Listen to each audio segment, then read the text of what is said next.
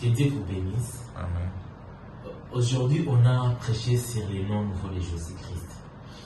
Et l'Ancien Testament, vous savez que Dieu avait les 7 noms rédempteurs.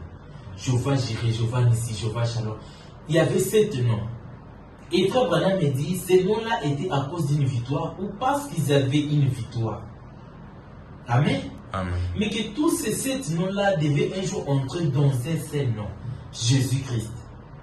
Jéhovah, Sauveur. Le Jéhovah de l'Ancien Testament, c'est Jésus-Christ dans le Nouveau.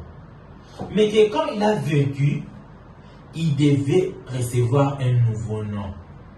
La Bible dit, il avait reçu un nouveau nom. Quel est ce nom-là? Nouveau nom, ce n'est pas Branham. Parce qu'il y a des gens aujourd'hui qui adorent Branham. Moïse, quand même, Dieu avait dit que je t'ai fait Dieu devant Pharaon et Aaron ton prophète. Mais Israël n'avait pas adoré parce qu'il n'avait pas de confusion sur l'objet. Il faut connaître l'objet, les noms d'adoration et les lieux d'adoration. Et un chrétien reçoit le nom nouveau quand il va vaincre. Amen. Amen.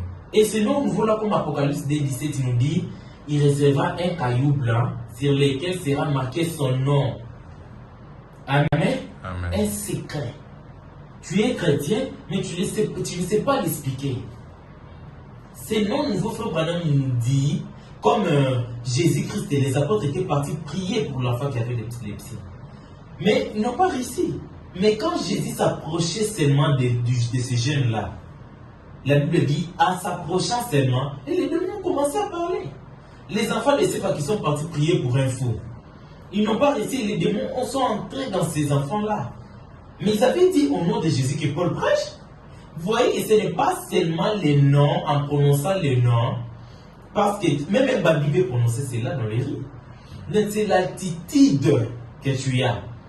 Hein, mon frère, ma soeur. L'immobile que tu as, l'environnement. Amen. Amen. C'est l'attitude que tu as en prononçant les noms Jésus. Comme on voit avec le pasteur Baroud, c'est les gens seulement qui lui touchent. Quand je l'avais seulement touché, j'ai été guéri. Une fois quelqu'un m'a dit, j'avais un secret avec Dieu, j'avais dit à Dieu, quand tu me toucheras seulement, dans la main où j'avais mal, je serai guéri. Et j'étais là, je ne savais pas quand je lui touchais, il m'a montré quand je lui touchais, il a été guéri, il a témoigné. C'est l'attitude, l'environnement, l'immobile que tu as en prononçant le nom Jésus, c'est ce qui fera les grandes choses, les miracles.